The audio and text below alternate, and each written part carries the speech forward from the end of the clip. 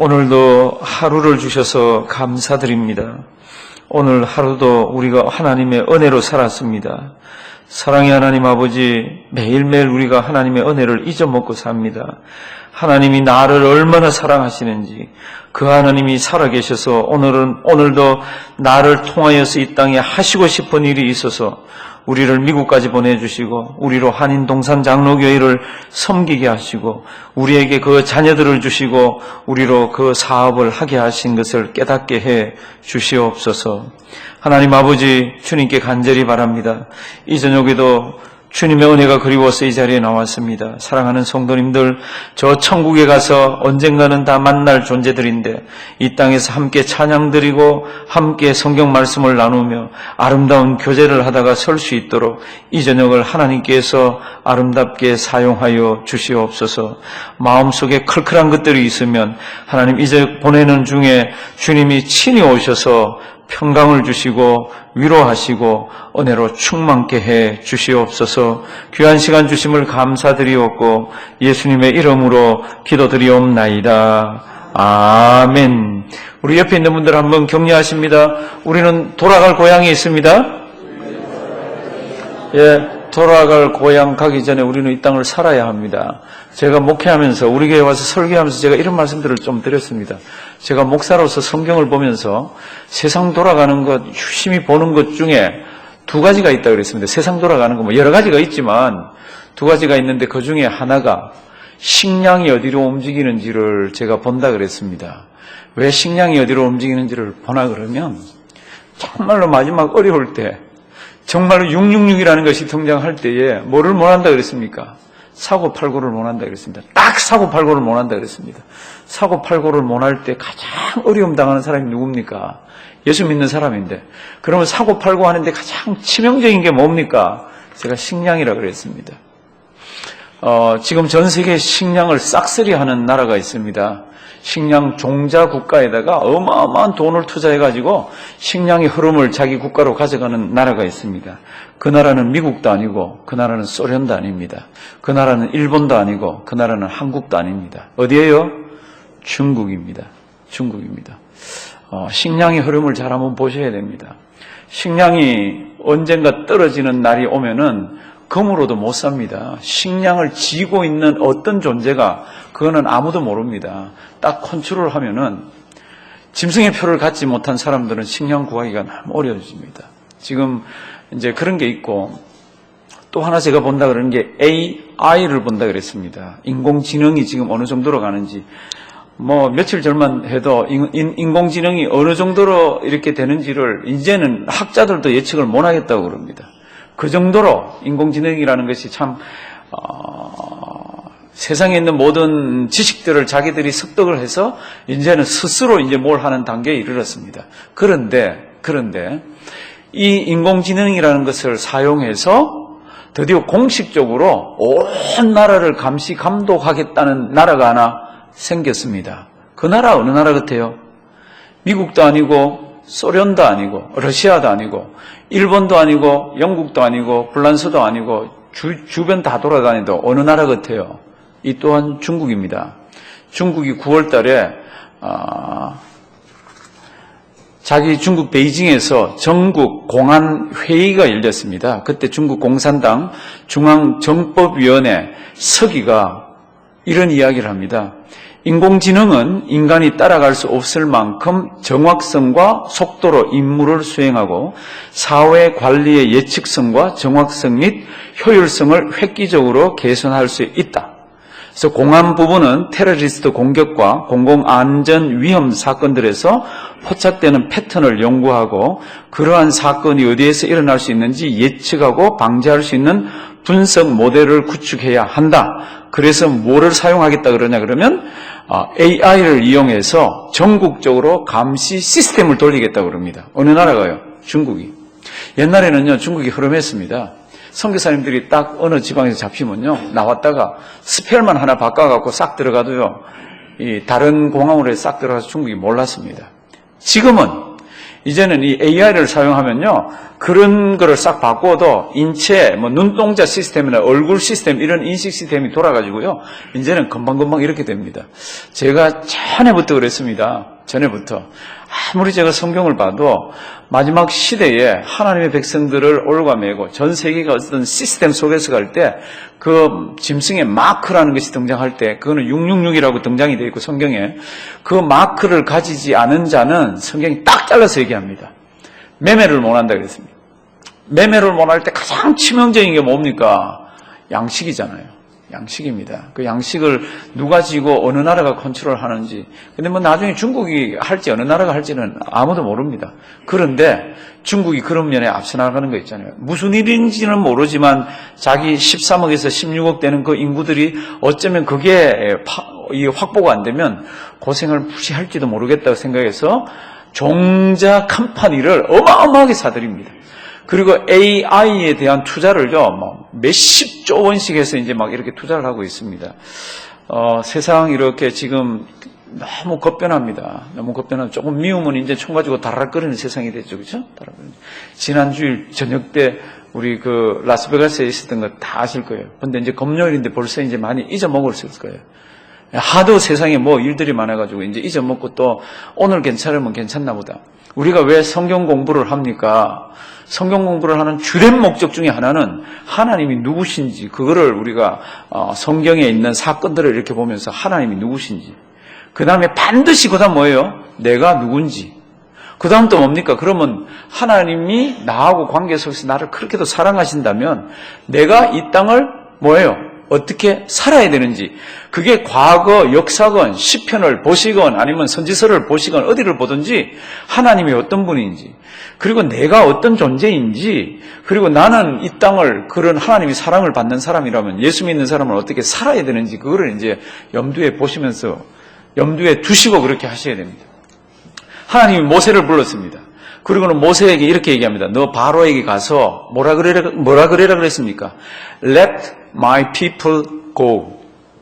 내 민족 가게 해달라 그랬습니다. 그 바로가 안 보낼 거라 그랬잖아요. 강팍하게 해서 꽉 쥡니다. 그래서 하나님이 뭐라 그러죠? 내가 재앙을 보내겠다 그럽니다. 그리고는 재앙 1, 2, 3, 4 막 보내잖아요. 그래서 재앙 첫 번째 거를 보냈더니 바로궁에 있는 이 요술사들이, 술객들이, 마술사들이, 천문학자들이 그걸 흉내를 냅니다. 두 번째 했더니 두 번째도 흉내를 냅니다. 그런데 세 번째부터는 이거는 우리가 안 되네요. 이거는 하나님의 핑거가, 하나님의 손가락이, 하나님의 권능이 역사하는 겁니다. 이렇게 나옵니다. 그 세 번째가 뭐예요? 이 재앙입니다. 이 티끌을 갖다 팍 했더니 막 이가 돼서 막 하는데, 그 이 재앙부터는 이 마술사들이 흉내를 못 냅니다. 그리고 이제 막 그 재앙들이 올 때마다 이 바로의 마음이 강팍해졌다 그랬잖아요. 바로의 마음이 강팍해졌다 그랬는데, 강팍하다가 네 번째 파리 재앙이 등장합니다. 이제 파리 재앙이 등장하면은 아까 그랬죠. Let my people go. 내 백성 가게 해달라 그러니까 못 가게 막 했잖아요. 못 가게 했는데 네 번째 재앙부터는요, 이제 모세하고 딜을 하려고 그럽니다. 이거 오늘 잘 보셔야 됩니다. 우리가 신앙생활하면서 가장 위험한 게 뭡니까? 우리 예수 부인하는 거 아니에요. 예수 부인하는 사람 없습니다. 지금 시대는 평안한 시대예요. 그러면 예수 믿으면서 지금 가장 조심하셔야 되는 게 뭡니까? 그러면 타협입니다. 그래서 오늘 이제 이렇게 보시면 모세가 이 바로하고 딜하고 협상하는 게 나옵니다. 근데 바로는 얼마나 비상하게 하나님의 백성을 어그러진 모습으로 하나님의 말씀을 순종하게 만들려고 그러는지 모릅니다. 지금 이제 찾아보시면 8장, 출애굽기 8장, 네 번째 재앙이 파리 재앙입니다. 출애굽기 8장. 성도 여러분들, 제가 666을 이렇게 하면서 식량에 관한 이야기를 하는 게 이해가 가세요? 예, 식량에 관한 이야기 한번 잘 보십시오. 금의 흐름은 읽어봐야 아무 소용이 없습니다. 딱 쥐면 금덩어리 아무 소용없는 거 알죠? 먹고 사는 게 모가지를 올가매면은 예수를 믿든지 안 믿든지 둘 중에 하나입니다. 왜요? 그 식량을 받아서 먹고 살든지 아니면 굶든지 이겁니다. 그래서 저 중부 지역의 많은 스테이트에는 예수 믿는 사람들이 공동체 형성해서 들어갔다 그랬죠. 그죠? 들어가서 자기들이 무기도 구입하고 자기들이 자급자족한다고 지금 굉장히 많이 들어가 있습니다. 그런데 사랑하시는 성도 여러분들, 우주적으로 그런 어려움이 있으면 그런 거 아무 소용이 없습니다. 그냥 성경 말씀대로 죽었다 그러고 그냥 그렇게 인내하면서 사는 겁니다. 이제 보시면요, 오늘은 일단 먼저 앞부분은 바로가 모세하고 모세가 바로하고 어떻게 지금 내 백성을 가게 아니라 다 빼가려고 그러는데 바로가 어떻게 해서 이걸 막으려고 그러는지. 그런데 그 막으려고 미끼를 딱 던지는 게요, 너무 고소하고 그럴듯하고 그러죠 이러고 싶은 거 있잖아요. 그런데 이제 보십니다. 8장 25절에서 28절 파리가 너무너무 많이 생겼습니다. 그러니까 8장 25절에서 28절 성도 여러분들, 파리 좋아하는 사람 계세요? 그러면 여기 가서 그냥 파리떼 속에서 뒹굴고 살면 됩니다. 그런데 너무너무 이 파리가 싫으니까 바로가 부릅니다. 25장 바로가 모세와 아론을 불러 이르되 너희는 가서 이 땅에서 너희 하나님께 모여 희생을 드리라. 저 앞에 보면 내 백성 가게 하라 그럴 때 뭐라고 제시를 합니까? 우리 백성들 가서 한 3일 길을 가서 거기서 제사를 드리겠다 이렇게 얘기하거든요. 사실은 그렇게 해서 빠져나가려고 이제 그러는 건데 바로가 못 나가게 했잖아요. 그리고는 파리 재앙이 오니까 더 견딜 수가 없어가지고 뭐라 그럽니까? 이제 희생제물을 드리라 그럽니다. 26절 뭐라 그러면서 드리라 그럽니까? 이 땅에서 25절에 있습니까? 바로가 모세와 아론을 불러 이르되 너희는 가서 어디에서? 이 땅에서. 그러면 지금 살고 있는 그 땅이에요. 빠져나가지는 못합니다. 이 땅에서 드리라고. 바로가 꽉꽉 채우면서 안 될 것 같이 막 하다가 그래 좋다. 예배 드리고 제사 드리라. 뭐라고요? 이 땅에서. 한번 따라 하시면 돼요. 이 땅에서. 이 땅에서. 그러면 아마 그러죠. 그럴지도 몰라요. 왜요? 이 땅에서 예배 드리라 그러니까. 그런데 하나님의 뜻은 그게 아니에요. 하나님의 뜻은 가나안으로 나가는 겁니다. 제가 누누이 말하잖아요. 왜 가나안까지 가야 됩니까? 왜 거기 석유가 많이 나오는 그 사막이나 다른 부유한 지역으로 안 가고 왜 가나안으로 갑니까? 이유는 하나밖에 없다 그랬죠. 그 땅에 메시아가 오시기 때문에 그 땅으로 가라. 메시아가 오실 땅이 가나안이기 때문에 가나안으로 가라 그러잖아요. 그런데 지금 글로 가야 되는데 바로가 뭐라 그럽니까? 이렇게 악착스럽고 이렇게 포악한 사람이 알았다. 예배 드려라. 뭐라고요? 이 땅에서. 그러면 많은 사람들이 뭐라 그럴 것 같아요? 신앙생활 하다가 할렐루야, 할렐루야, 응답됐구나 그러고 그 땅에서 할지 모릅니다. 모세가 뭐라 그러는지 한번 보십시오. 26절 다 같이 한번 읽습니다. 모세가 가로되 그리함은 불가하니이다. 우리가 우리 하나님 여호와께 희생을 드리는 것은 애굽 사람의 미워하인 바오인즉 우리가 만일 애굽 사람의 목전에서 희생을 드리면 그들이 그것을 미워하여 우리를 돌로 치지 아니하리이까. 사랑하시는 성도 여러분들, 이렇게 정치적인 뭐 이럴 때는 외교적인 그런 것도 굉장히 필요합니다. 아닙니다. 그리고 우리는 못합니다. 이렇게 하는 게 아니라 거기에 이렇게 합당한 이유를 갖다 대더라고요. 그게 뭔가 하면은 애굽 사람들은 히브리 사람들이 희생 제물을 드리고 뭐 하는 것을 그렇게도 싫어합니다. 만약 우리가 여기에서 그 많은 사람들이 희생제를 드린다 그러고 막 이렇게 하면은 애굽 사람들이 우리를 보면 돌로 칠 겁니다. 그러니까 이 땅에서는 뭐라고요? 안 됩니다. 무슨 뜻이? 나가는 게 깔려 있잖아요. 나가는 게. 27절. 우리가 뭐라고요? 사흘 길중 광야로 들어가서 우리 하나님 여호와께 희생을 드리되 우리에게 명하시는 대로 하려 하나이다. 28. 바로가 가로되 내가 너희를 보내리니 너희가 너희 하나님 여호와께 광야에서 희생을 드릴 것이나. 그다음 뭐라고요? 바로가요, 이게 참 비상합니다. 처음에는 여기서 우리 좀 나가겠어요. Let my people go. 가서 좀 드리겠다고. 한 3일 길 좀 다 쫙 나가서 드리겠다고. 뭐라 그럽니까? 여기서. 모세가 불가합니다. 여기서 만약 하면 우리 다 맞아 죽습니다. 그러니까 안 됩니다. 그랬더니 뭐라 그럽니까? 조금 나가서 너무 멀리 가지 말라고. 그렇게 해서 붙잡아 놓으려고 그럽니다. 28절.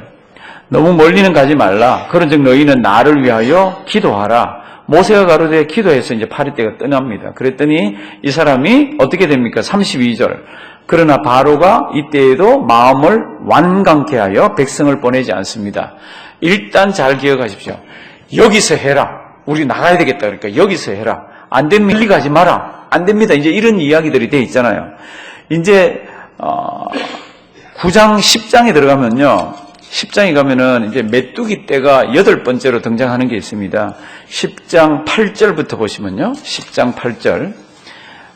메뚜기 떼가 어마어마하게 들이닥칩니다. 그랬더니 바로가 또 견디질 못해가지고 두 사람을 부릅니다. 10장 8절. 그런데 7절이 굉장히 재밌습니다. 지금 재앙이 하나님께서 사람의 힘이 아니라 이해할 수 없는 그런 재앙들이 막 들이닥치잖아요. 그러니까 7절 보면 우리 천천히 한번 읽을까요? 7절. 바로의 신하들이 그에게 고하되 어느 때까지 이 사람이 우리의 함정이 되리이까 그 사람들을 보내어 그 하나님 여호와를 섬기게 하소서. 왕은 아직도 애굽이 망한 줄을 알지 못하시나이까 하고 이렇게 되어 있습니다.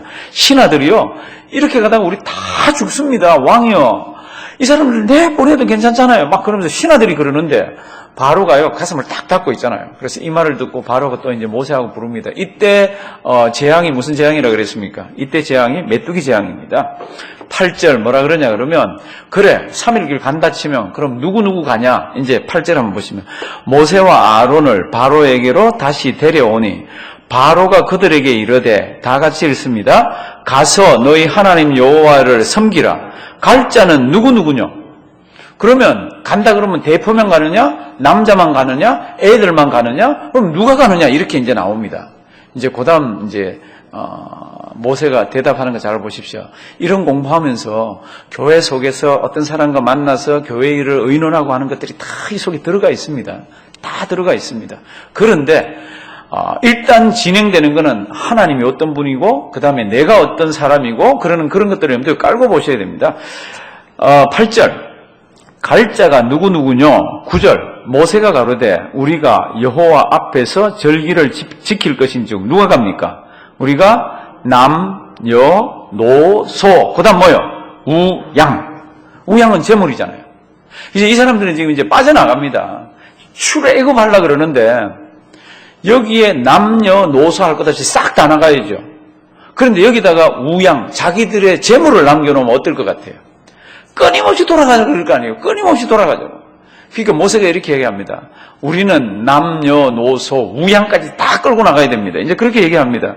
그랬더니 10절 바로가 이거 밀당을 굉장히 잘합니다. 10절 바로가 그들에게 이르되 내가 너희와 뭐라고요? 너희 어린 것들을 보내면 여호와를 너희와 함께 하게 함과 일반인이라 삼갈지어다. 남녀 노소 우양하는 건 안 된다는 겁니다. 삼갈지는. 그래서 뭐라 그럽니까? 애들은 안 된다는 겁니다. 11절 그렇게 남녀노소 다 가는 거는 불가하니까 너희 누구만 가라고요? 11절 남정만 가서 여호와를 섬기라. 이것이 너희의 구하는 바니라. 이에 그들이 바로 앞에서 어떻게 합니까? 쫓겨났습니다. 그러니까 이게 딜이 안 된 거지. 남녀 노소 그다음 뭐예요? 우양까지 해서 싹 나가겠다 그랬는데 바로는 그렇게 하면 다 뺏길 거라니까 뭐라 그럽니까? 어린아이들도 남겨놓고 남자들만 싹 나가가지고 너희 그럼 제사를 드리라. 그러면 어떻게 돼요? 반드시 돌아오잖아요. 그렇죠? 돌아오잖아요. 이런 것들 굉장히 잘 보셔야 됩니다. 우리가 마음 한 구석에 세상에서 끊지 못하고 연연하고 있는 그런 것들이 지금 여기 자꾸 등장합니다. 이제 그리고는 이제 흑암 재앙이 10장에 있는데요. 10장에 있는 흑암 재앙 보시면은 24절부터 한번 보십니다. 24절. 온 땅에 캄캄함이 임했는데 이스라엘 백성들한테는 캄캄함이 없습니다. 이제 애국 사람들이 이 캄캄함 지금 같으면 전기라도 있고 플래시도 있고 뭐 이런 거 다 있잖아요. 그런데 막 완전히 깜깜합니다. 그래서 이제 다시 부릅니다. 24절. 뭐라 그러는지 한번 보십시오. 이 바로는요 옆에 모사꾼들이, 제갈량 같은 모사꾼들이 참 많은 사람이에요. 24절. 바로가 모세를 불러서 이르되 너희는 가서 여호와를 섬기되, 뭐라고요? 너희 양과 소는 머물러 두고 너희 어린 것은 너희와 함께 갈지어다. 참 이제 참 주고받고 당기고 하는 게 여기 대단합니다. 이 정도 되면 어떨 것 같아요? 이제 사람을 다 가도 된다 그랬잖아요. 사람은. 근데 모세는 알죠. 하나님이 모세에게 주신 지혜가 있습니다. 이러면 안 된다는 거 압니다. 자기 백성들이 지지멸렬, 그 두고 온 그거를 끊임없이 사모하면서 하나님 은혜를 사모하는 게 아니라 이게 돌아가자고 난리를 칠 거니까. 한번 보십시오. 25. 모세가 가로되 왕이라도 우리 하나님 여호와께 드릴 희생과 번제물을 우리에게 주어야 하겠고, 26절 다 같이 봉독하십니다. 우리의 생축도 우리와 함께 가고 한 마리도 남길 수 없으니 이는 우리가 그 중에서 취하여 우리 하나님 여호와를 섬길 것임이며 또 우리가 거기 이르기까지는 어떤 것으로 여호와를 섬길는지 알지 못함이니이다 하나, 이렇게 되어 있습니다. 그러니까 모세도요, 그 말을 듣고 이제 한다 그랬잖아요. 우양만 빼놓으라 그랬잖아요. 그러면 할렐루야 그러고 아멘 그러고 이제 겉으로는 그 표 안 내고, 그래요? 그러면 소를 그래도 우리가 조금 가져가야 제사를 드릴 수가 있으니까, 그러면 한 10분의 1만 남겨놓고 얼마를 갖고 이렇게 딜을 할 텐데 그렇게 하질 않습니다. 뭐라고 그럽니까? 가면 우리가 희생제를 드려야 되는데, 제물을 드려야 되는데 갈 때까지 어떤 놈이 희생제물이 될지 모른다는 겁니다. 그러니까 싹 다 끌고 가야 된다는 겁니다. 왜요? 싹 다 끌고 가지 않으면요, 남겨놓은 것 때문에 사람들의 마음이 그렇습니다. 그래서 이렇게 얘기합니다. 한 마리도 남겨놓을 수가 없습니다. 외교에 이런 게 어디 있어요? 이 정도 봐주면 알았다 그러면서 이렇게 타협을 해야 되잖아요. 협상을 해야 되잖아요. 그런데 하나님의 명령은 그게 아니었습니다. 다 끌고 나가는 겁니다. 하나님께서 지혜를 주시고 하나님께서 모세에게 깨달음을 주신 것은 뭡니까? 그럼 싹 다 끌고 가는 겁니다. 오히려 그 애굽에 있는 사람들이 은금, 보화, 폐물을 얻어가지고 나가는 거예요. 그게 하나님이 그렇게 만들어 놓으셨어요. 그런데 다 떼놓고 뭐 은금, 보화, 폐물도 안 받아가고, 이거는 하나님의 뜻이 아니잖아요. 그게 뭐라 그럽니까? 26절. 한 마리도 어떻게 해요? 남길 수 없나이다. 저랑 따라 하십니다. 한 마리도 남길 수 없나이다. 사랑하시는 성도 여러분들, 세상 나가서 우리가 신앙생활할 때 어떨 때는 이 정도만 봐줘도 이건 할렐루야 그럴 때가 있는데, 사실은 그러면 안 되는 때가 있습니다. 그럴 때 어떻게 하셔야 됩니까? 선을 쫙 꺼야 됩니다. 성경 말씀대로. 이러면 아니지, 대충 해서 그래 고마워 이게 아니라 어느 선에서 우리 신앙이 굽어질 때는 쫙 꺼야 되는 거 있잖아요. 한 마리도 남길 수가 없습니다. 우리 다 가져가야 됩니다. 이렇게 참 이 바로도 어떻게 해볼 수가 없잖아요. 바로가 마음이 강팍해져서 난리를 칩니다. 그러면 왜 모세는 이렇게 내 백성을 가게 하라 그러면서 이스라엘 백성들을 다 뽑아가는데 동물 한 마리도 남김없이 다 가져가려고 그럽니까? 사랑하시는 성도 여러분들, 하나님이 어떤 분입니까? 그럴 때 하나님은 신실하신 분입니다. 그건 우리가 늘 얘기하는 거잖아요. 그러면 신실한 게 지금 현재 이 성경에서 하나님이 신실한 거는 어떤 겁니까? 그럴 때 지금부터 430여 년 전에, 훨씬 더 전이죠. 여기 들어온 지가 430년. 훨씬 그 이전에 아브라함하고 하나님께서 어떤 약속을 하십니다. 하나님하고 인간이 약속하는 거를 그냥 약속이라고 안 그러고 뭐라 그러죠? 언약이라 그러잖아요. 그죠? 언약을 이렇게 맺습니다. 창세기 15장 보면은, 찾지 마십시오. 앞에 나옵니다. 창세기 15장 보면은 아브라함에게 아들이 없습니다. 다른 아들들도 뭐 있기도 하고 그렇지만 하나님이 약속한 아들이 없습니다. 그러니까 기다리다가 어떻게 합니까? 이 청직이라도 그러면 제 상속자가 돼서 하게 하죠. 그러면서 하나님 아버지 앞에 얘기를 그렇게 합니다. 15장 앞에 보면은, 그랬더니 하나님께서 너 따라 나와봐. 그럼 따라 나갔더니 하늘의 별 가르치고 이러면서 내가 네 자손을 하늘의 별처럼 많게 해줄 거야. 아무 자손도 없는데 그렇게 얘기하는데, 성경 말씀을 보면은 아브라함이 그 하나님의 말씀을 어떻게 해요? 믿었다고 그랬습니다. 그래서 하나님이 그 믿는 거를 의로 여겼다고 그랬습니다. 로마서에 보면은. 그러니까 그렇게 믿고 그렇게 할 때에 하나님께서 짐승을 갖고 오라 그래서 그 짐승을 잡아서 제사를 드리게 하고 반을 쪼개게 합니다. 이제 창세기 1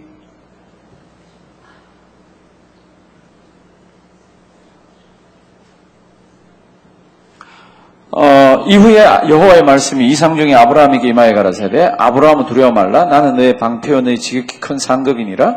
아브라함이 가로되 주 여호와여 무엇을 내게 주시리나이까 나는 무자하오니.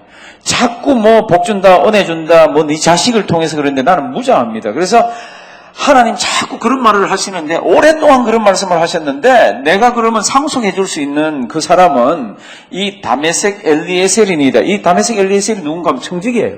가장 신실한 청직이에요.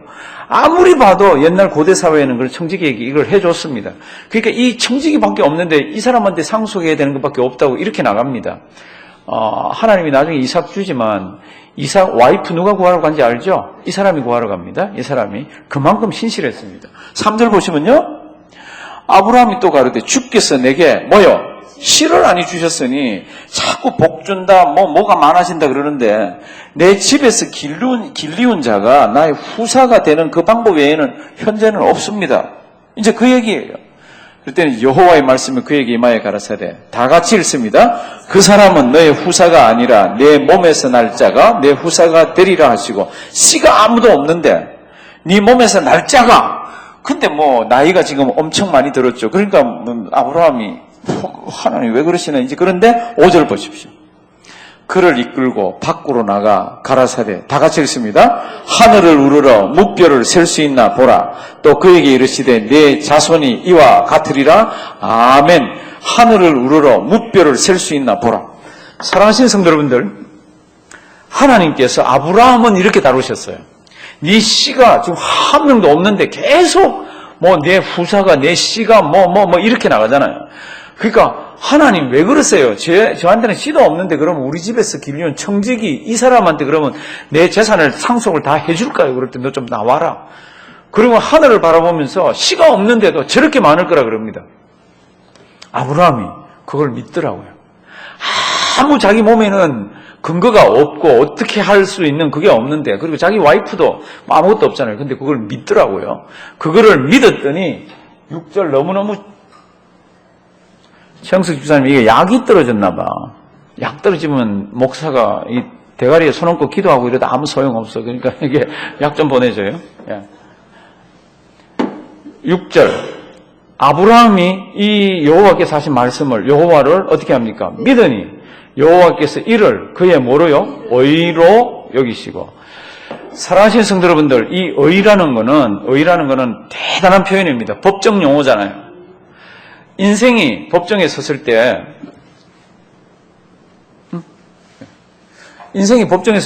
죄 있는 인생이 법정에 섰을 때 죄가 없다라고 해주는 게 의잖아요. 그런데 진짜 죄가 없어서 죄가 없습니까? 그럴 때 엄밀하게 얘기하면은 그 죄 없음이 내 거 가지고 된 게 아니니까 칭의라고 그러죠. 그렇죠? 칭의. 의롭다고 칭해준다는 겁니다. 그럼 왜 의롭다고 칭해줍니까? 그럴 때 아브라함이 여기서는 하나님을 믿었는데 하나님을 믿는다 그럴 때는 패키지입니다. 예수를 믿는다 그럴 때도 패키지인 거 알죠? 제가 맨날 얘기를 하죠. 예수를 믿습니다 그럴 때는 십자가 사건과 장사된 거하고 부활한 것까지 재림하실까지 다 예수 믿는다 속에 들어가 있잖아요. 그러니까 하나님을 믿는다 속에 그 패키지로 다 들어가 있는 겁니다. 무슨 패키지요? 장차 메시아를 이 땅에 보내주시고 성자 하나님이 사람 몸을 입고 이 땅에 오셔가지고 그분이 우리를 위해서 십자가에서 그분이 우리를 위해서 대속의 제물이 되셔가지고 그분이 죽었다가 살아나실 이 모든 것들이 다 이 속에 들어가 있잖아요. 그러니까 그거를 어떻게 했습니까? 그거를 의로 여겼습니다. 아브라함은 어렴풋이 믿음 가운데서 알았습니다. 왜요? 신약에 오면은 우리 조상, 너희 조상 아브라함도 내가 올 것을 보고 기뻐했다 그랬습니다. 예수님이 그랬더니 유대인들이 막 죽이려고 그랬잖아요. 그렇죠? 아브라함이 예수 올 거를 바라보면서 그렇게 기뻐하고 그랬다 그러니까. 그러니까 아브라함이 하나님 여호와를 믿었다 그럴 때는 그 우리가 알지 못하는 신비한 것까지 다 들어가 있는 겁니다. 그래서 이제 7절 보시면요. 이제 지금 이 약속을 하나님께서는 어떤 보증을 해주셔야 되잖아요. 그래서 그에게 이르시되 이 땅을 내게 주어 업을 삼게 하려고 너를 갈대아 우르에서 이끌어낸 여호와로다. 그가 가로되 주 여호와여 내가 이 땅으로 업을 삼을 줄을 무엇으로 압니까? 내 자식도 없고 뭐도 없고 한데 내가 믿기는 믿었는데 그랬더니 9절 한번 보십시오. 여호와께서 그에게 이르시되 나를 위하여 3년 된 암소, 3년 된 암염소, 3년 된 수양, 산비둘기, 집비둘기 새끼 취할지니라. 아브라함이 그 모든 것을 취하여 그 중간을 어떻게 해요? 쪼개고 그 쪼갠 것을 마주 대하여 놓고 그 손에 새는 쪼개면 너무 초라하잖아요. 그래서 새는 쪼개질 않았습니다. 그 새는 쪼개지 아니하였으며 11절 솔개가 그 사치 위에 내릴 때 아브라함이 막 쫓았습니다. 그러니까 언약을 맺을 때 이걸 이렇게 다 쪼개 놓습니다. 만약에 이걸 언약을 어기면 이렇게 다 쪼개짐을 당한다는 그런 의미가 그 속에는 조금 들어 있습니다. 다 쪼개 놓고 솔개가 와서 그걸 먹으려고 그러면 이제 막 아브라함이 쫓고 하는데 캄캄해지면서 아브라함이 해질 때에 아브라함이 캄캄해져서 이제 깊이 잠든 중에 캄캄함이 임함으로 심히 두려워했습니다. 지금부터 잘 보십시오. 13절. 여호와께서 아브라함에게 이르시되, 지금 아브라함에게는 씨도 없고 아무도 없습니다.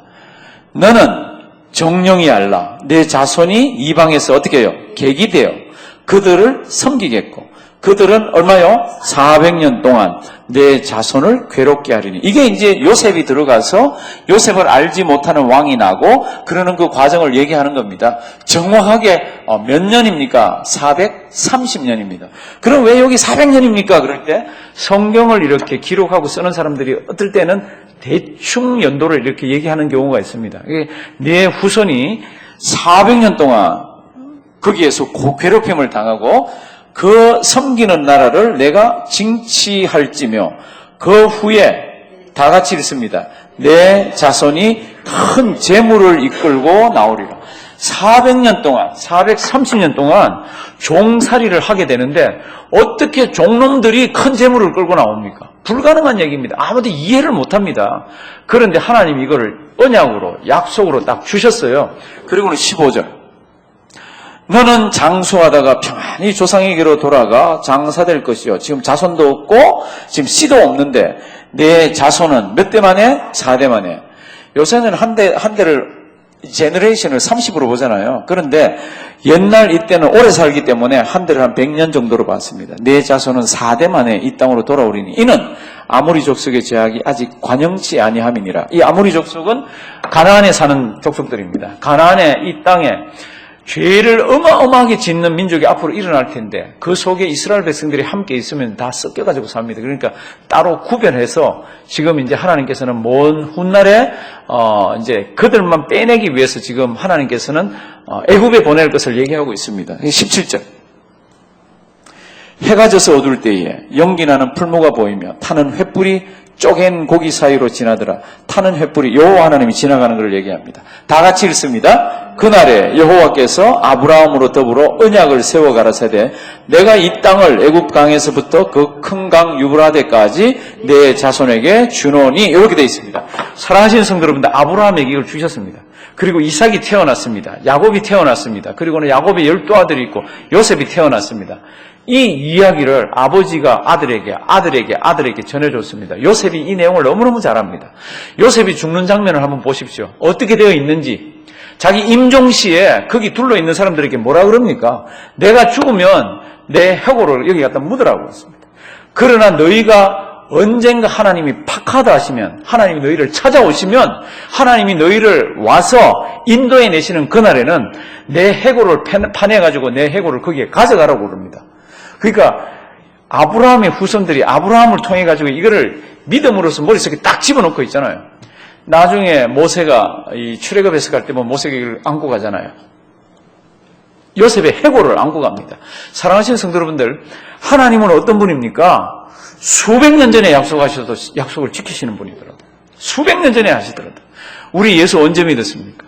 어떤 분은 40년 전에, 어떤 분은 70년 전에, 어떤 분은 5년 전에, 어떤 분은 몇 년 전에 믿었습니다. 믿을 때 우리가 하나님을 누구라고 고백합니까? 하나님이 나의 하나님이에요. 나의 신이라고. 여호와 하나님이 나의 하나님이라고, 내 신이라고 그러면서 고백을 하잖아요. 그러면 그분하고 나하고의 관계는 언제 해소가 됩니까? 해소되는 게 없죠. 왜요? 죽어서도 우리는 그분 앞에 가니까. 요한계시록을 가보면은 정말로 하나님 아버지 앞에 큰 은혜를 받아가지고 선물을 받은 24장로들이 있더라고요. 그분들 머리에는 뭘 하나 쓰고 있더라고요. 그게 뭐예요? 그건 멸류관이잖아요. 그같이 귀한 게 어디 있습니까? 그런데 하나님 여호와 하나님을 찬양하는데 멸류관을 벗어가지고 다 하나님께 드리면서 막 찬양을 하더라고요. 그게 천상에서의 찬양의 모습입니다. 그게 우리의 모습이에요. 우리를 한번 딱 붙드신 그 하나님이 내가 비록 더럽기도 하고 연약하기도 하고 때로는 나쁜 생각도 하고 때로는 내 인격이 완전하지는 못하지만 나를 붙들고 계신 하나님이 끝까지 붙들고 계시더라고요. 하나님이 잊지 않고 이스라엘 백성들 지금 찾아오셨잖아요. 3장 말씀에 보면 내가 너 고통을 들었고 신음을 들었고 다 받고 했잖아요. 그러면서 뭐라 그러죠? 내가 갖게 그러는 게 아니라 내가 모세 너 보낸다 그러면서 지금 모세로 하여금 일하게 하잖아요. 사랑하시는 성도 여러분들, 하나님이 어떤 하나님입니까? 하나님은 오늘도 우리를 붙들고 있는 하나님입니다. 맨하탄에서 고생을 하셨건 스카우트데일에서 어디에서 오늘 하루 피곤하게 보냈든지 하나님은 시퍼렇게 살아계십니다. 그 하나님 앞에서 우리가 신앙생활 하잖아요. 참 이게 얼마나 감격스러운지 몰라요. 하나님이 어떤 분이에요? 온 우주를 만들었습니다. 위대하신 하나님이라고 시편에 되어 있잖아요. 영원하신 분입니다. 우리가 감히 바라볼 수 없고 그분을 어떻게 우리가 가까이 가서 할 수가 있습니까? 그런데 하나님이 너는 내 것이라, 너는 내 아들이라. 그래서 이제 지금 이제 이 한 백성을, 구약의 한 백성을 지금 삼아가는 이제 끌어내는 과정들이잖아요. 누구를 사용합니까? 모세를 사용하더라고요. 워낙 내놓지 않으니까 let my people go, 가게 해달라. 안 놔주는 거 있잖아요. 하나님이 막 원자 폭탄 터뜨리듯이 1, 2, 3, 4 막 냈는데 9가지를 가도 풀어주질 않더라고. 그리고 9번째 재앙 마지막에는 바로가 얼마나 화가 나는지 너 다시 내 눈에 띄면 너희들 죽여버린다 그럽니다. 우리 한번 보실까요? 10장 28, 29. 10장 28, 29.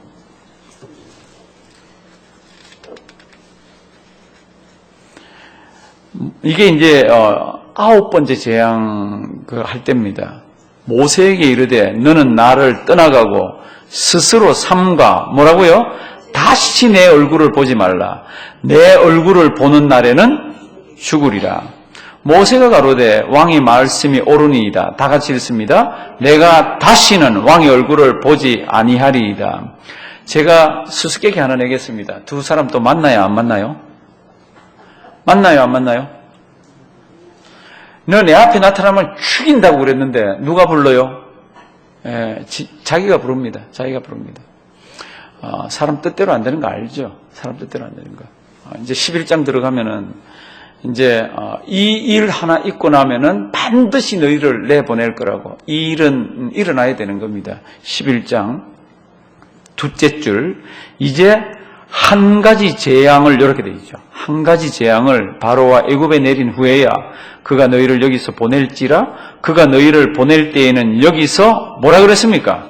한 마리를 남겨놓거나 아이들만 남겨놓거나가 아니라 여기서 정령 다 쫓아내리라. 이제는 다 나가라고 등 떠밀어서 쫓아내게 한다는 겁니다. 이거 누가 하시는 거예요?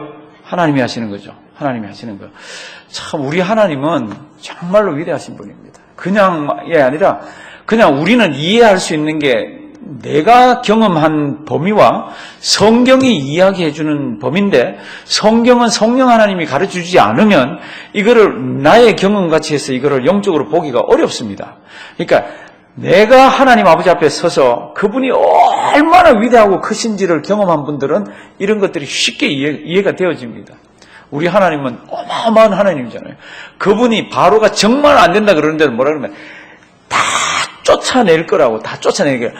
남기고 싶어도 다 쫓아낼 거라고 그랬습니다. 희한합니다. 그러면서 2절 한번 보십시오.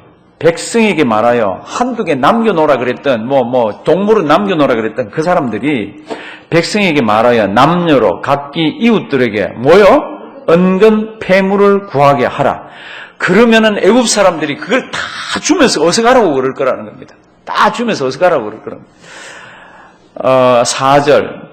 모세가 바로에게 이르되 여호와께서 이같이 말씀하시기를 밤중에 내가 애굽 가운데로 들어가리니 애굽 가운데 처음 난 것은 위에서 앉은 바로의 장자로부터 맷돌 뒤에 있는 여종의 장자까지와 모든 생육에 처음 난 것이 죽을지라 이렇게 되어 있는데요. 사랑하시는 성도 여러분들, 아들이 없는 집은 어떻게 했을 것 같아요? 아들이 없는 집. 지금 이제 우리가 이제 보는 게 6월절 이제 들어가잖아요. 6월절은 이제 애굽의 짐승도 처음 난 녀석, 그 다음에 사람도 첫 장자 이게 다 죽였잖아요. 그러면 아들 없는 집은 어땠을 것 같아요? 성경은 수컷은 다 내게로 돌리라 그랬습니다. 수컷 처음 난 거는. 그러니까 지금 치는 거는 전부 그 힘의 그 패밀리에 힘의 근원이 되는 남자 장자를 다 칩니다. 그리고 동물에도 초태생 수컷을 다 이렇게 치고 이제 그걸 이렇게 하는데 바로의 장자로부터 몇 돌 뒤에 있는 여종의 장자까지 5절이죠. 6절. 애굽 전국에 뭐가 있을 거라 그럽니까? 전무후무한 큰 곡성. 이게 이제 10번째 재앙 지금 설명하는 겁니다. 10번째 재앙. 7절. 하나님께서 이스라엘 백성들과 애굽 사람들을 구별하는 것을 너희가 다시 한번 알게 되리라.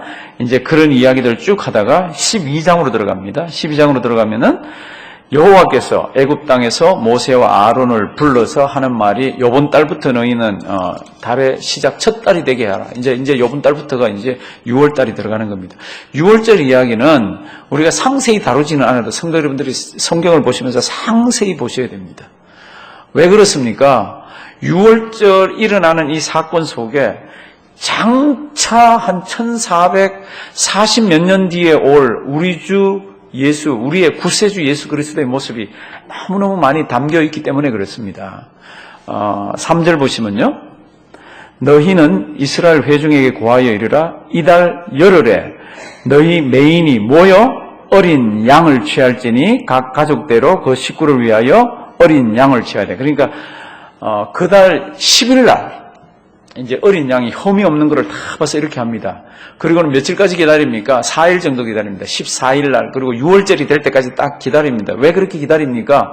혹시 몰랐던 흠이 있는지 이런 것들 이제 찾으려고 이제 그렇게 이제 기다립니다. 4절 그 어린 양에 대하여 식구가 너무 적으면 그 집의 이웃과 함께 사람 수를 따라서 인수를 따라서 하나를 취하며 각 사람의 식량을 따라서 너희 어린 양을 뭐하라 그랬습니까? 계산하라. 5절이 꽤 중요한 말씀이 들어있습니다. 너희 어린 양은 흠 없고 1년 된 모여 수컷으로 하되 그 다음 뭐라 그랬습니까? 예, 양이나 염소. 구약에서는 하나님이 양하고 염소 제물을 구별을 안 하셨습니다. 신약에 오면은 이제 하나님 예수님께서 상징적으로 오른쪽에는 양을 왼쪽에는 염소를 그러면서 이 염소를 참 나쁜 거로 하지만 구약에서 제물로 바칠 때는 지금 뭐라 그랬습니까? 어린 양을 바쳐도 좋고 어린 염소를 바쳐도 된다 그랬습니다. 대속죄일 날 우리는 대속죄일 날 양을 바칠 것 같은데 뭐를 바치라 그랬습니까? 아사셀 염소를 바치라 그러잖아요. 구약인데 양을 해가지고 그 피 다 흘리는 거로 제사해 주는 게 아니라 염소를 가지고 합니다. 그러니까 구약에서는 양과 염소가 제물의 구별이 없습니다. 6월절도 그렇습니다. 6월절도 6절 이달 14일까지 어떻게 해요? 간직하였다가 며칠 날 선택했어요? 10일 날 그리고 14일 날까지 간직하였다가 해질 때에 이제 이게 6월절 시작하는 거죠. 해질 때에 이스라엘 회중이 무엇을 잡고 그 양을 잡고 예수님이 언제 돌아가셨습니까? 예수님이 십자가의 제물로서 언제 돌아가셨습니까? 대충 요때쯤입니다. 대충 요때쯤. 오전 9시에 십자가에 매달려서 6시간 있었다 그랬잖아요. 그래서 오후 한 3시쯤. 그러면 그때가 준비된 양을 잡을 때예요. 우리 주님이 6월절 바로 되는 그날에 돌아가셨잖아요. 그렇죠? 십자가에서. 그러니까 6월절 양을 언제 잡습니까? 그날 이제 저녁 때쯤 되면 그렇게 해서 잡아서 저녁 때 되면 6월절 시작이니까 6월절 시작될 때 잡는 거 아니잖아요. 그 전에 잡아가지고 6월절을 지나야 되잖아요. 그 예수님 십자가에 달려 돌아가신 것이 얼추 그 시간대쯤 이렇게 되어집니다. 그래서 이제 이달 14일까지 간직하였다가 해질 때에 잡으라고 그랬습니다. 왜냐하면 해지면은 6월절이기 때문에. 7절 중요한 게 있죠. 그죠? 우리 다 같이 천천히 한번 읽습니다. 그 피로 양을 먹을 집 문 좌우 설주와 임방에 바르고 설주가 뭡니까? 그러면 양쪽입니다. 임방은 뭡니까? 위에 이렇게 아마 밑에는 아마 뭐가 없었던 것 같아요. 그러니까 양쪽하고 여기에다가 피를 바르라고 그랬습니다. 무엇 가지고 칠해가지고 무엇 가지고 피를 바릅니까? 그럴 때 성경은 우슬초라고 돼 있죠, 그렇죠? 그 풀 이렇게 해가지고 피를 다 바르라고 그럽니다. 지금 이제 하나님이 마지막 열째 재앙을 일으키길 위해서 열째 재앙을 보내기 위해서 이스라엘 백성들에게는 그 재앙을 피해가는 것을 가르쳐 줍니다. 사랑하시는 성도 여러분들, 성경을 보시면 우리가 인류가 어떻게 해볼 수 없는 그런 험악한 심판의 날이 있습니다. 제가 험악하다는 뜻은 이제 안 믿는 사람 입장에서 볼 때 그렇습니다. 우리는 그런 게 아니잖아요. 이제 그렇게 하나님께서 큰 심판을 이렇게 할 때에 그냥 하나님의 백성들에게 그냥 이렇게 그 심판 이렇게 준비해서 하라고 안 그러잖아요. 성경 보면 다 뭔가 다 준비하도록 되어 있잖아요. 첫째는 예수 믿어야 되는 거 있고, 예수 믿으면 그냥 믿는 게 아니라 심판이 올 때까지 믿는 사람답게 세상 속에서 신앙의 열매를 맺으면서 그렇게 살아가는 거잖아요. 그렇죠? 그런 내용들이 있잖아요. 그런데 여기도 보면은 피를 이제 막 칠하고 하는 이 과정들을 성경이 다 설명을 했습니다. 왜 이게 필요합니까? 여호와의 사자가 와서 어느 집이든지 들어가서 초태생을 칠 때에 그 피가 있는 집은 내가 그 피를 보고 어떻게 해요? pass over 하리라. 내가 그거를 유월하리라. 내가 넘어가리라. 이렇게 돼 있잖아요. 그렇죠? 그래서 이 사람들한테 피를 꼭 다 발라라고 이렇게 지금 얘기하고 있습니다. 8절. 그 밤에 그 고기를 불에 구워 무교병과 쓴 나물과 아울러 먹어라. 그러니까 처음에 하나님께서 이 유월절을 만들어 주실 때는 메뉴가 3개였죠. 그렇죠? 메뉴가 뭐예요? 하나는 양고기, 또 하나는 쓴 나물, 또 하나가 뭐예요? 무교병 이렇게 3개를 해놨습니다. 지금은 딴 게 더 많이 붙었습니다. 뭐 계란도 붙고 딴 것도 붙고 하나님이 메뉴까지 다 정해주셨습니다. 근데 그 고기는 삶아 먹으면 큰일 납니다. 고기 어떻게 먹어야 돼요? 구워서 먹어야 됩니다. 이런 것들이 지금 세세하게 굉장히 많습니다. 9절. 난로나 물에 삶아서 먹지 말고 그 머리와 정강이와 내장을 다 어떻게 해요? 불에 구워 먹고 아침까지 남겨주지 말며 아침까지 남은 것이 혹 있으면 그걸 어떻게 하라고요? 다 태우라고. 다 소화하라. 그리고 먹을 때 자세도 가르쳐주고 있습니다. 11절. 천천히 한번 읽어볼까요? 너희는 그것을 이렇게 먹을지니 허리에 띠를 띠고 발에 신을 신고 손에 지팡이를 잡고 급히 먹어라. 이것이 여호와의 유월절이니라. 아멘. 먹는 방법도 가르쳐줬습니다. 그런데 성경을 보면 재밌는 게 있습니다. 그 재밌는 중에 하나가 우리 한국의 광복절 어떻게 지켜요? 광복됐으니까 광복절 지키지. 3.1절 어떻게 지켜요? 3.1절 일어났으니까 지키는 거지. 제헌절 어떻게 지켜요? 법을 만들어서 그렇게 했으니까 하지. 그런데 여호와의 절기들은 보면요, 무슨 사건을 일으켜놓고 지키라고 안 그럽니다. 그러니까 이런 일이 있을 거니까 너희는 이렇게 지키라고 되어 있습니다. 유월절 일으켜놓고 지키라고 안 했습니다. 앞으로 6월절은 이렇게 일이 일어날 거니까 이렇게 지키라고 이렇게. 그러니까 우리는 보통 사건이 일어나면 그걸 보고 기념하고 날을 지키는데 성경이 여호와의 절기는 어떻게 되어 있습니까? 여호와의 절기, 하나님 만들어 주신 거는 이런 절기가 있으니까 너희는 이렇게 해라. 그리고 이렇게 절기를 지켜라. 이렇게 되어 있습니다. 지금 6월절도 그렇죠. 그렇죠? 6월절을 일으켜 놓고 막 생명을 구원시켜 놓고 그러니까 너희는 이렇게 지키라 말이야. 이게 아니라 지금 일어나기 전에 지금 이렇게 지키라고 그 절기를 다 설명을 해 줍니다. 희한합니다. 성경이. 그래서 이제 또 한번 보십니다. 11절. 허리띠 띠고 발에 신 신고 손에 지팡이 잡고 어떻게 해요? 급히 먹어라. 이것이 여호와의 뭐라고요? pass over라고. 12절. 무시무시한 이야기를 합니다. 이런 일이 너희가 있는 그 다음에 내가 그 밤에 애굽 땅에 두루다니며 사람과 짐승을 물어나고 애굽 나라 가운데 뭐예요? 처음 난 것을 다 치고 그 다음 재밌는 게 있습니다. 애굽의 모든 뭐에게요? 신에게 벌을 내리리니. 애굽 사람들은요, 이때까지 히브리 신은 죽은 줄 알았어. 히브리 신은 없다고 생각을 했습니다. 왜요? 나타나질 않고 이렇게 종살이 하는데도 그냥 가만 침묵하고 있는 신이라서. 근데 하나님이 이렇게 얘기합니다. 고대 사회에서는 신이 지면은 자기들이 진다라고 생각합니다. 내가 그놈들만 치는 게 아니라 애굽에 있는 신들까지도 내가 다 벌을 주리라.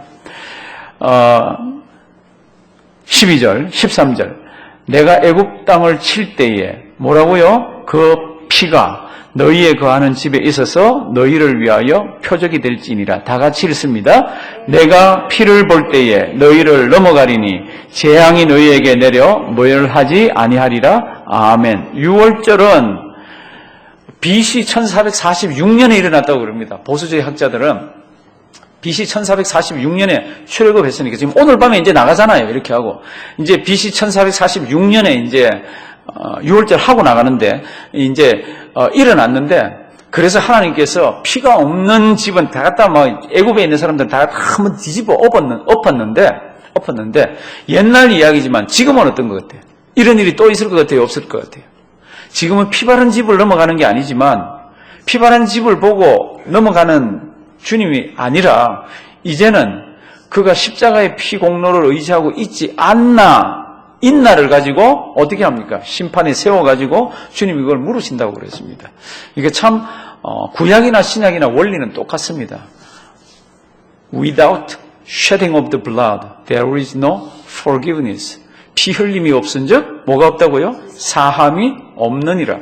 그러니까 지금 이제 6월절을 하나님이 열심히 모세한테 지금 설명을 해주는 겁니다. 왜 이렇게 상세하게 설명합니까? 너무 중요해서. 우리가 믿는 예수 그리스도의 모습이 여기 다 많이 들어가 있는 거 있잖아요. 14절, 13절 보면 내가 피를 볼 때에 너희를 어떻게 해요? 넘어가리라. 내가 피를 볼 때에 너희를 넘어가리라. 사랑하신 성도분들, 우리에게 누구 피가 있습니까? 어떤 피를 우리가 믿고 어떤 피를 가지고 우리가 나갑니까? 우리 예수님의 피입니다. 이게 너무 귀하기 때문에 뭐라 그러죠? 보혈 이렇게 표현을 합니다. 보혈. 이제 보혈이 있는 자는 하나님의 심판이 넘어가고 죽음의 그림자가 넘어가고 엄부의 권세가 넘어가고 그렇습니다. 14절 너희는 이 날을 기념하여 여호와의 모여 절기를 삼아 영원한 규례로 대대에 지킬지니라. 아멘. 그렇게 해서 6월절을 지킵니다. 지금 하나님의 백성들이 6월절을 지킵니까? 안 지키죠. 왜 안 지킵니까? 이제 그거는 신학과 성경이 큰 주제입니다.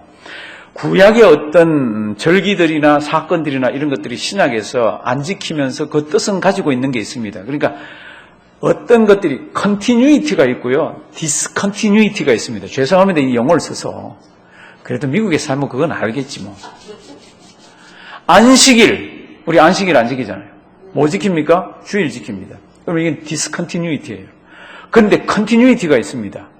안식하는 것, 구속받은 것. 안식일 설명할 때 보면은 창조에서 쉬니까 그다음에 내가 너희를 구속해 줬으니까 이 두 개가 다 들어가 있습니다. 그러니까 주일이 뭡니까? 주일은 그게 다 들어와 있는 거죠.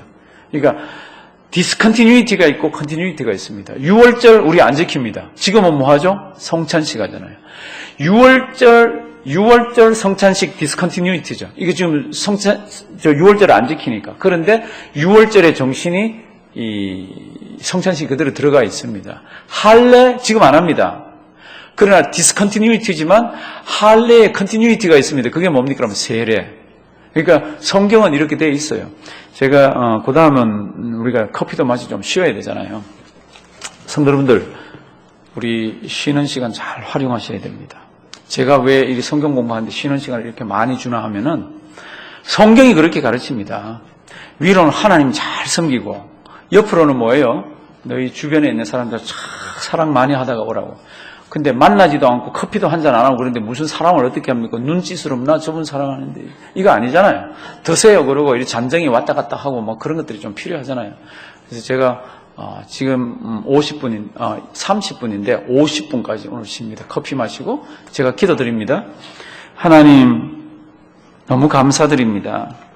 우리 머리로는 십자가의 대속의 죽음과 그 사건을 전혀 이해할 수도 없고 믿을 수도 없고 마음에 간직할 수도 없는데 우리에게 예수 믿는 믿음을 허락하셔서 가슴 속에 예수의 사랑을 담게 하시고 그 믿음 가지고 입으로는 예수가 내 구주라고 고백할 수 있게 하시고 죽어가는 영혼들이 있으면 불쌍히 여겨서 예수 믿자고 이렇게 이야기할 줄 알게 하시고 주님이 핏값으로 교회를 세운 것이 얼마나 귀중한 줄 알아서 내 성격도 꾹꾹 눌러가면서 주님 앞에서 교회를 섬기게 하시고 참 기막힌 이적과 기사가 나 개인에게 우리에게 일어나게 하신 것을 우리가 압니다.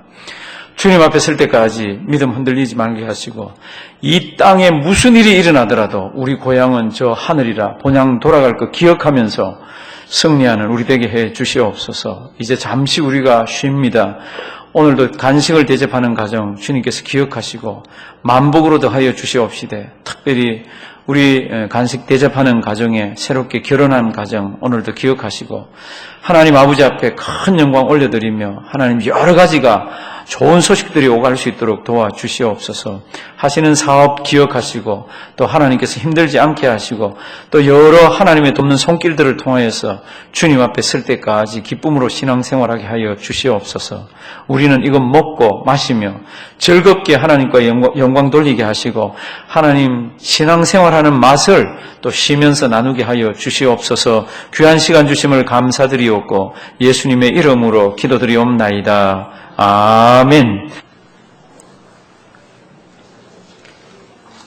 우리 11장 아까 제가 보던데요. 6월절에는 무슨 떡을 먹습니까? 무교병. 그러니까 누룩 들어가지 않은 떡을 먹습니다. 이제 11장 21절 보면은 이제 첫 6월절을 지킵니다. 양 잡고 뭐 하라 그랬잖아요. 22절 보면은 11장 죄송합니다. 예. 12장 22절 보면은 너희는 풀 이름 하나 나오죠. 그렇죠? 뭐예요? 우슬초 묶음을 취하여 그릇에 담은 피에 적시어서 그 피를 문 임방과 좌우 설주에 뿌리고 아침까지 한 사람도 나가지 말라고. 그러면 그 피가 있는 집은 내가 하다가 이렇게 넘어가겠다고 이렇게 말씀을 하시는 게 지금 이렇게 이제 돼 있고요. 이제 29절 되면은 밤중에 드디어 하나님의 사자가 움직입니다. 그리고는 밤중에 애굽에 역사 이래로 그런 적이 없는 그런 슬픔이 애굽에 닥칩니다. 29절부터 그렇게 되어 있고요. 하나님께서 이제 37절부터 보면은 이스라엘 자손이 람세셋에 발행하여 숫곳에 이르니 유아 외에 보행하는 장정이 몇 명입니까?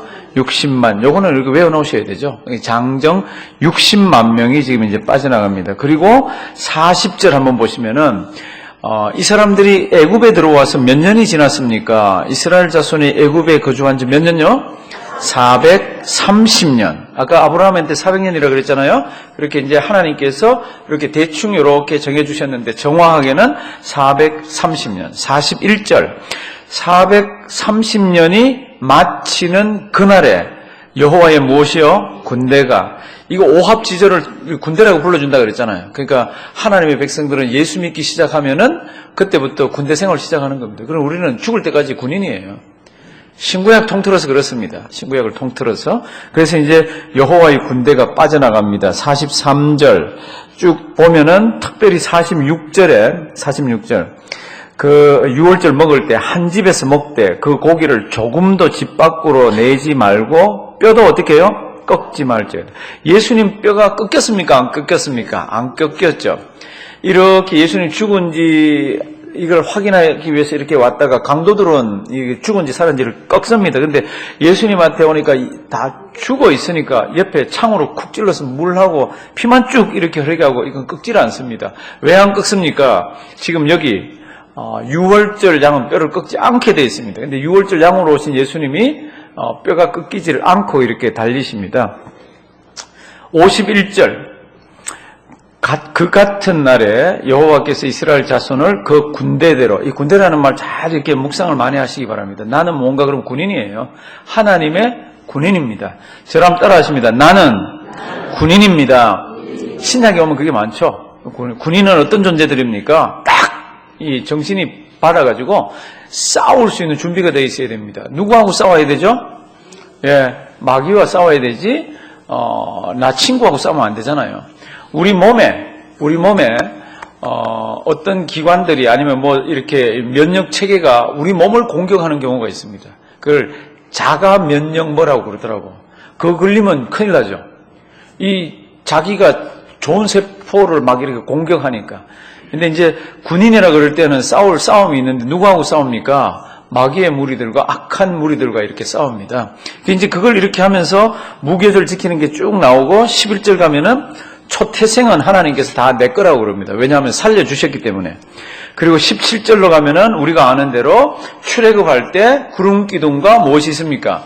불 기둥이 움직여지는 거 있고 14장 얼른 한번 보십니다. 이제 보시면은 이제 하나님께서 이스라엘 백성들이 쫙 빠져나갑니다. 애굽에는 곡소리가 있고 집에서 한번 읽어보십시오. 막 울음소리가 있고 막 그런데 이제 이스라엘 백성들은 이제 드디어 이제 빠져나가서 하나님이 어디로 가라 그러나 희한한 하나님입니다. 저 위쪽으로 해서 블레셋 지역으로 해서 이렇게 가게 하면 되는데 그렇게 하질 않습니다. 14장 1절 다 같이 큰 소리로 빨리 한번 읽습니다. 여호와께서 모세에게 일러 가라사대 이스라엘 자손을 명하여 돌 쳐서 바다와 믹돌 사이에 비아하롯 앞 고 바알스본 맞은편 바닷가에 장막을 치게 하라. 몰아내가지고 홍해라는 바다가 있는데 그 앞에 장막을 치게 합니다. 더 갈 수도 없고 그리고 누가 쳐들어오면 그거 다 죽는데 그래서 이제 3절 바로가 그 소식을 듣습니다. 쟤들이 광야에 갇혔다. 앞에는 바다가 있어서 건너지는 못하고 그래서 어떻게 합니까? 자기들이 군대 정예부대를 총 다 끌어가지고 이렇게 옵니다.